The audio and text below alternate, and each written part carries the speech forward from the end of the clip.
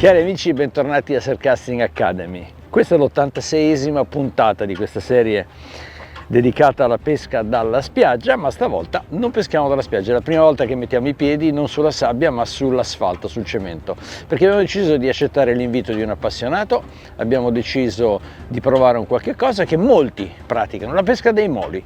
Stiamo utilizzando le stesse attrezzature da surf, ovviamente, di cui parleremo, per provare a pescare appunto in una situazione completamente niente onde, acque molto più profonde, lanci comunque lunghi. Siamo appunto a Porto Corsini in Emilia e per una battuta fondamentalmente mirata all'orata, ma sai, in ambienti come questi tutto è possibile. Abbiamo un ospite che andremo a presentare fra poco, abbiamo delle attrezzature di cui parlare per un approccio di pesca che fondamentalmente è semplice, ma che tanto per cominciare ha richiesto una bellissima ma quanto lunga camminata, 1,5 chilometri abbondante per raggiungere lo spot di pesca. Adesso raggiungo le mie canne, poi parliamo con il nostro ospite e non solo con lui e cominciamo a pescare.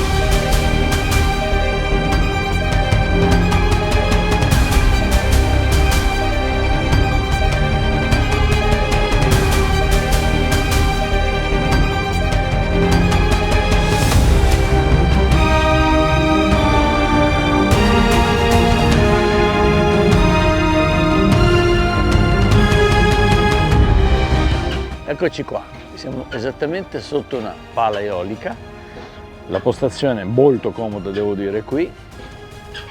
Non sento in questo momento la mancanza della sabbia sotto i piedi, se non altro sarà una sessione in cui non dovrò spazzolare via tonnellate appunto di sabbia dall'attrezzatura e poi dalla macchina. Quindi adesso tripode, ovviamente, 2 canne, con il tripode siamo in una posizione veramente di grande comodità, la mia serbidora, le mie esche, tutto sotto controllo, pronti a partire. L'unico problema inconveniente di tutta la giornata sarà questo trick track della pala eolica che ci trapanerà le orecchie per tutto il giorno, ma vabbè, ce ne faremo una ragione, speriamo che le orate ce lo facciano dimenticare.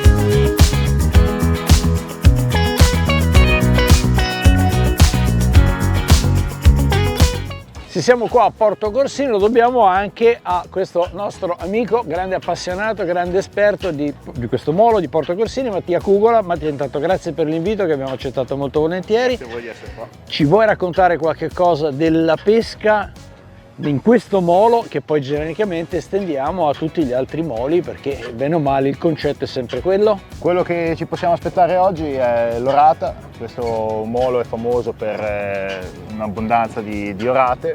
Si pescano sulla lunga distanza con terminali lunghi, circa nell'ordine dei 2 metri, Sì. ami del 4, del 2, del 6, dipende un po' dalle taglie e dal periodo. La battimetrica appunto è importante nonostante sia un molo, l'importante sì è la lunga distanza, ecco. Andare lontano. Andare Quindi lontano, sì. ci sono degli aspetti tecnici che dovremmo considerare, come mi dicevi, ad esempio l'uso degli intrecciati sottili per cercare di fare distanza. Esatto, tecniche di lancio, bite clip e tecnica di lancio soprattutto. Quindi fare distanza. Fare distanza, sì. Allora ci aspettiamo fondamentalmente le orate, ci sono altre possibilità di altre Sì. prede? Immagino di sì. Immagino. Il carniere è ampio, possiamo trovare mormore, sugarelli, insomma qualche grattasasso, qualche scorfanello. Qualche insomma. capito. Sì. Quindi una varietà di prede. Adesso siamo in pesca, vediamo un attimo, poi andremo a parlare delle esche, perché usiamo un'esca che normalmente io personalmente non utilizzo se non rarissimamente, ma lo andremo a vedere dopo e andremo a vedere come abbiamo fatto i travi, qualche nodo e poi parleremo delle attrezzature che stiamo utilizzando. Quindi adesso ci rimettiamo in pesca e cerchiamo di portare davanti alla telecamera di Jonathan un'orata. Esatto.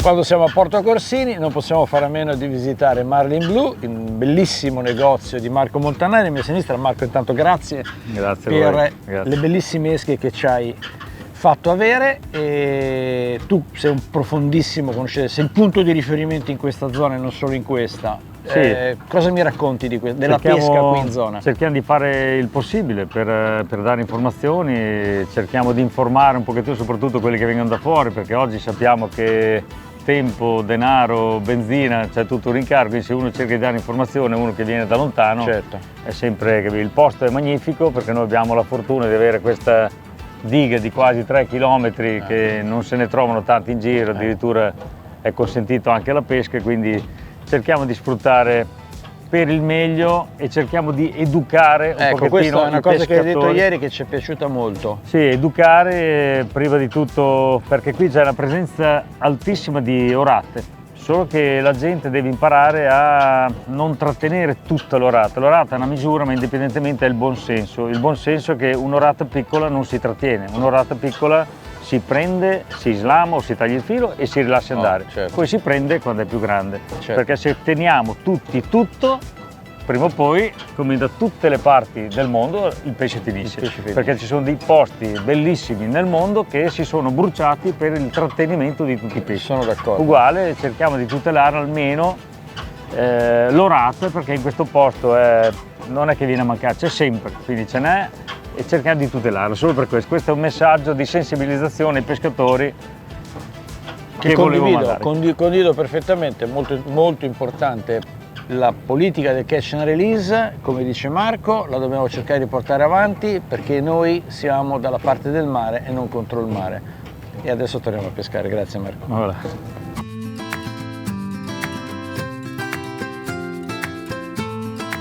In 86 puntate non abbiamo mai usato un guadino, ma qui è necessario perché serve un guadino con un manico particolarmente lungo, quindi un bel 5 metri di guadino che adesso poso sperando di utilizzarlo, molto leggero, perché altrimenti i pesci dall'acqua non li tiriamo fuori. Parliamo un po' dell'assetto di pesca. Chiaramente qua si usa un tripode il più leggero possibile, l'XTR, il T2 in questo caso, molto comodo, molto stabile. La maggiore stabilizzazione viene messa con un piccolo contenitore con un contrappeso in modo che veramente non si possa più muovere. È un setup ideale per questo tipo di strutture rigide, ma ovviamente sulla sabbia trova il meglio perché lo si pianta nella sabbia. Le canne le tengo basse, c'è parecchia corrente, inutile tenerle alte, non ha minimamente senso, le teniamo in una posizione tipica del feeder fishing. Ho scelto poi di pescare con 2 canne con una buona potenza di lancio, quindi 250 grammi, per cercare di fare distanza. Quindi il setup è questo: 2 canne potenti, mulinelli caricati con intrecciato 0,10. Perché intrecciato? Perché serve distanza e perché peschiamo su certe profondità, voglio avere immediatamente la sensibilità sulle abboccate. Andremo poi a vedere che pesco praticamente con dei mini travi, con un bracciolo, diciamo così, con un long arm di almeno 2,5 metri, se non si avvicina ai 3, in modo che si possa distendere bene nella corrente. Queste poi le vedremo nel dettaglio. A questo punto io andrei a parlare di esca.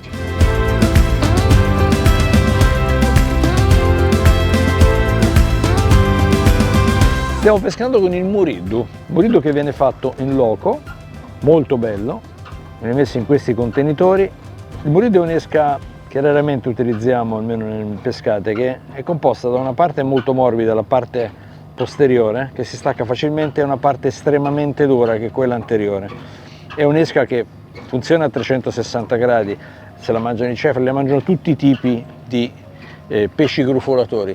In questa zona è estremamente efficace perché è presente in grandi quantità nei canali, nei bacini che circondano tutta l'area di Porto Corsino. Poi chiaramente avremo del coreano classico che andrà a servirci se decidiamo di mettere degli inneschi di tipo pop-up. Mi è stato suggerito di utilizzare eventualmente la soluzione pop-up perché c'è anche una presenza interessante di sugherelli anche di taglia molto importante. L'americano lo conosciamo molto bene, che è una soluzione importante perché chiaramente dobbiamo cercare di mettere in acqua esche che siano abbastanza importanti. Ho anche un paio di arenicole, ma veramente mi sembra una soluzione minimalista in questi ambienti piuttosto grossi. Non sembra francamente di pescare nei nostri mari sembra quasi di pescare in Inghilterra, in altri mari in cui gli inneschi grossi la fanno da padrone. Fondamentalmente quindi la pescata si basa sul muriddu, ripeto, ha il vantaggio di essere duro. Ho notato nei primi recuperi che va controllato con frequenza perché ci hanno detto della grandissima presenza di granchi blu e difatti il primo recupero dopo circa 3 minuti ho visto l'amo completamente pulito su una canna, mentre nell'altra era rimasta tranquillamente in pesca.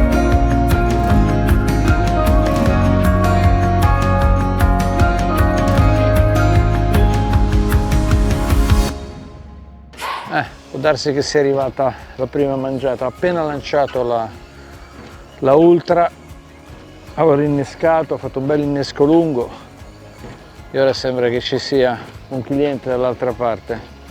C'è parecchia acqua davanti, sì, un pesce. L'ho lanciata più lontano che potevo con l'intrecciato, adesso mi sposto per andare in una zona dove recuperare questo pesce.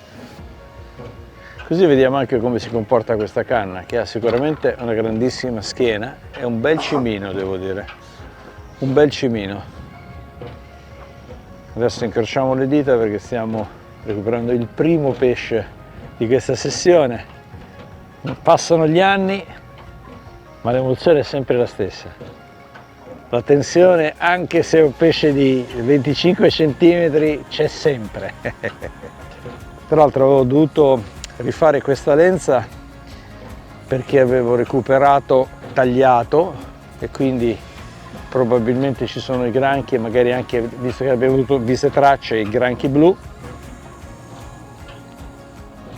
ed è l'orata che cercavamo. Olè! Evviva! È la prima volta che da quando facciamo queste puntate viene guadinato un pesce. Grazie Mattia. Allora, ha ingoiato, però tagliamo il filo, lasciamo andare direttamente col guadino, via, andiamo? E così come è venuta, così la facciamo tornare in acqua.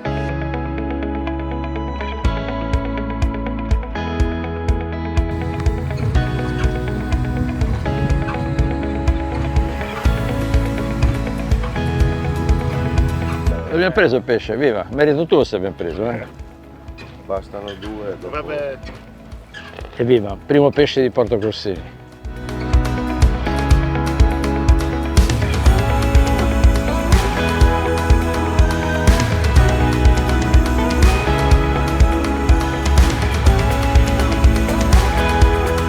Ok, ricominciamo a pescare con la ultra, visto che ci ha regalato la cattura. Forse ha mangiato lì, forse. Pesce. Sì? Sì. Oh, bene, bene. No, ce l'abbiamo fatta, ce l'abbiamo.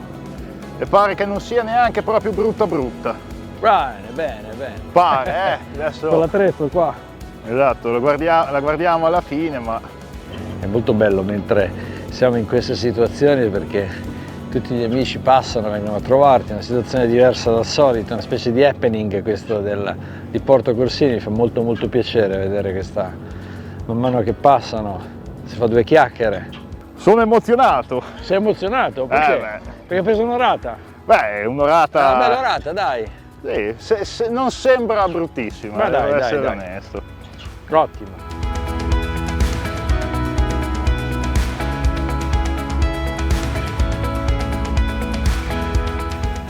Ok? Eccoci qua. Il pesce, dai! Chiaramente ha ingoiato, sta uscendo sangue, il rilascio non ha senso perché andrebbe a morire, quindi questa sera c'è la cena. Esatto.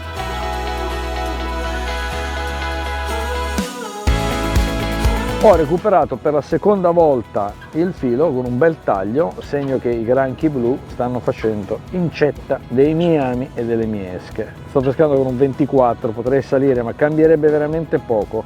Sto usando un F31, adesso lo vado a rilegare e nel frattempo volevo parlarvi di qualche filo studiato per il surcasting dalla Trabucco, in particolare il Velvet, che è un filo particolarmente morbido, adatto a distanze importanti con grande resistenza all'abrasione, il Taper Leader ne abbiamo parlato tante volte, sono i migliori shock leader conici in circolazione. Sono lunghissimi, sono affidabili, ci sono di misure che vanno dal beach leggering al surcasting pesante fino allo 0,66. Altro filo molto utile per caricare i mulinelli, lo utilizzo tantissimo nelle misure 18, 20, 22, il Surf FP, per poi concludere con i Tapared. I Tapared sappiamo sono iconici, quando abbiamo situazioni di alghe che ci possono infastidire abbiamo bisogno di avere un filo senza nodi e da lì la scelta di andare sui Tapared. Ricordiamoci, le alternative sono due, o l'intrecciato o il Tapared. Molti preferiscono, me compreso, il Tapared all'intrecciato.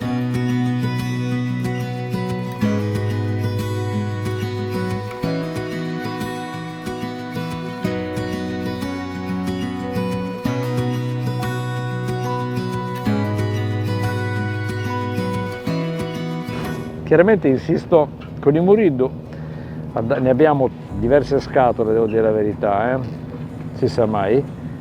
Insisto con Muriddu perché comunque ha garantito questa cattura mia e quella di Mattia, quindi l'innesco è quello tradizionale. Sto mettendo la parte dura, la parte dell'amo, la parte della testa, questa parte morbida si rovina molto molto facilmente. Comunque sono bellissimi vermi, guardate, bellissimi inneschi.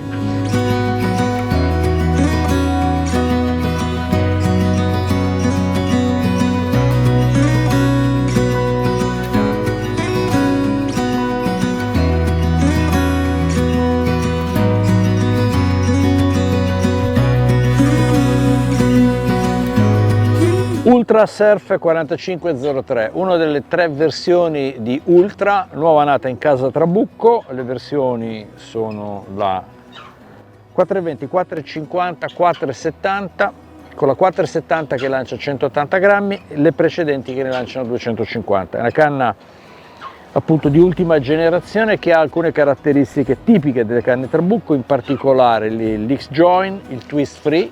Twist Free, abbiamo detto, è quel sistema di avvolgimento che fa sì che la canna non subisca torsione, mantenga l'asse durante il lancio e ci garantisce una grande precisione. Hybrid Tip, come al solito, per avere grande sensibilità nelle abboccate. Una delle caratteristiche più importanti sono gli anelli Fuji Sick Top in carbonio, ultra leggeri, ultra resistenti, legature perfette, chiaramente forma K. L'impressione che ho di questa canna è che è una canna che ha una grande schiena, quindi riesce a produrre dei lanci veramente molto facili. La trovo una canna molto leggera, la trovo una canna facile da usare. Abbiamo recuperato poco fa una discreta orata, controllo pieno del pesce, cima che asseconda le fughe del pesce con grande facilità. Quindi una canna sicuramente adattissima alle nostre acque. Le distanze, le lunghezze, tra l'altro 4,50, 4,20, la 4,70 per una pesca un pochino più leggera, magari con un triplo trave, sono indicate alle condizioni di mare anche formato, anche molto grosso, quindi una situazione di pesca che comprende e copre tutte le esigenze sia in Adriatico che in Tirreno. Ultra, ultima nata, una canna diciamo di livello alto, e le performance che sto vedendo di questa canna sono assolutamente associate a questo tipo di livello.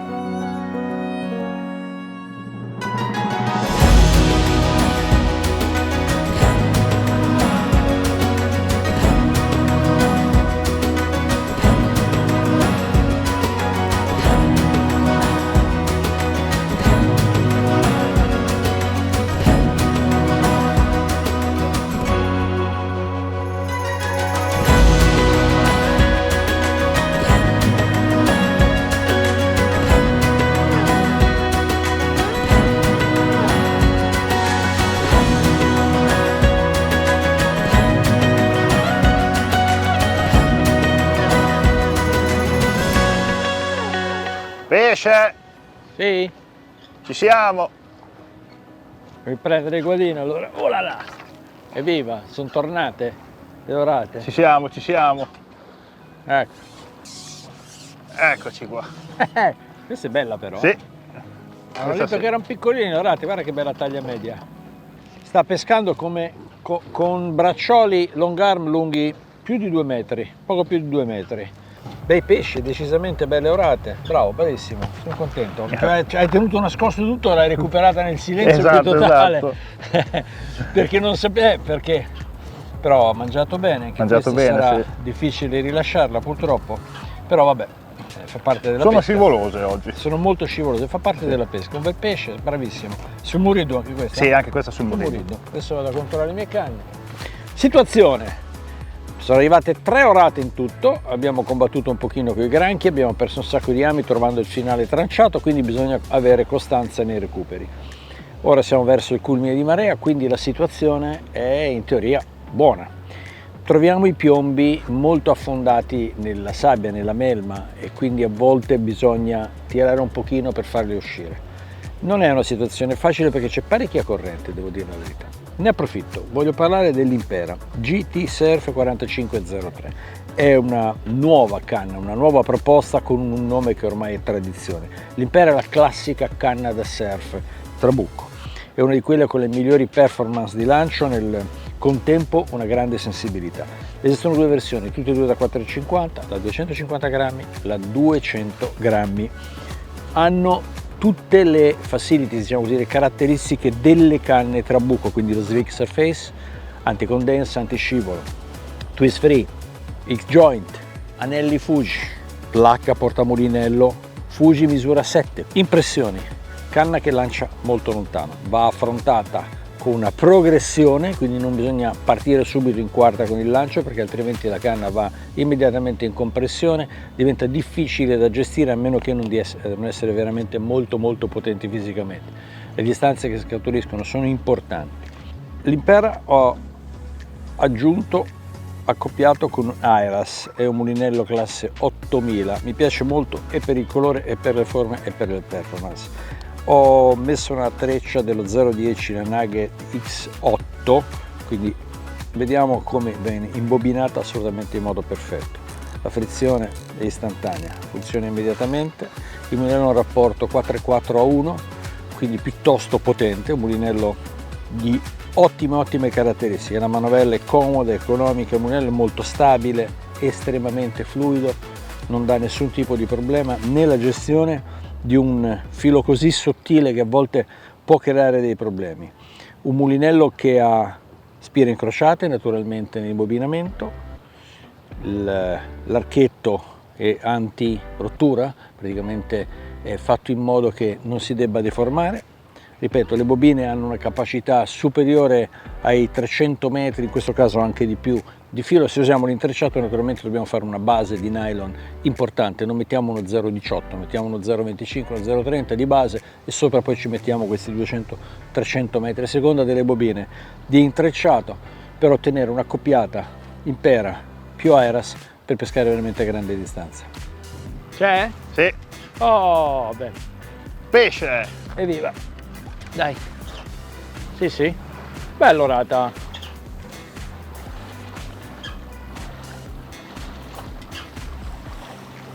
Opla, evviva! Dentro. Oh, sono tutte fatte con lo stampo, eh? Sì. No, questa è un pochino più piccola, ma è bellissima. Guarda. È venuto a trovarci un altro splendido esemplare per Porto Corsini, sempre su long arm, anche questa ha mangiato molto bene, sempre sulla lunga distanza. Parliamo di uno dei nodi più importanti per legare un occhiello, una girella, l'occhiello dell'amo, che è il Palomar, il nodo unico, uno dei pochi nodi raddoppiati. Si comincia raddoppiando il filo, filandolo dentro, e a questo punto ci troviamo in questa situazione. Il nodo è estremamente semplice, ma è assolutamente sicuro. Quindi lo giriamo, lo facciamo passare dentro e ci troviamo in questa situazione. A questo punto dobbiamo semplicemente infilare il nostro amo, la nostra girella, il nostro artificiale, qualsiasi cosa essa sia, dotata di occhiello, all'interno, e ci troviamo in questa situazione. Ora pian pianino cominciamo a recuperare i fili, tirare, lo allunghiamo fino a quando lo andiamo a chiudere. Chiaramente andrà bagnato. Il bello del nodo è il raddoppio del filo in questa zona, un nodo che praticamente tiene quasi il 100%, naturalmente il 100% è un'utopia, ma diciamo almeno il 90% del carico di rottura, ed è il palo Marnozzi. Allora, ho fatto lanciare la canna a Mattia, diamo a Cesare quel che è di Cesare, ha fatto un gran bel lancio, praticamente l'esca non ha fatto tempo a toccare, che, sì, senti di come tira, che è arrivata una mangiata. Come potete vedere dalle riprese, dalle immagini, siamo circondati ancora una volta dall'acqua, il che è preoccupante.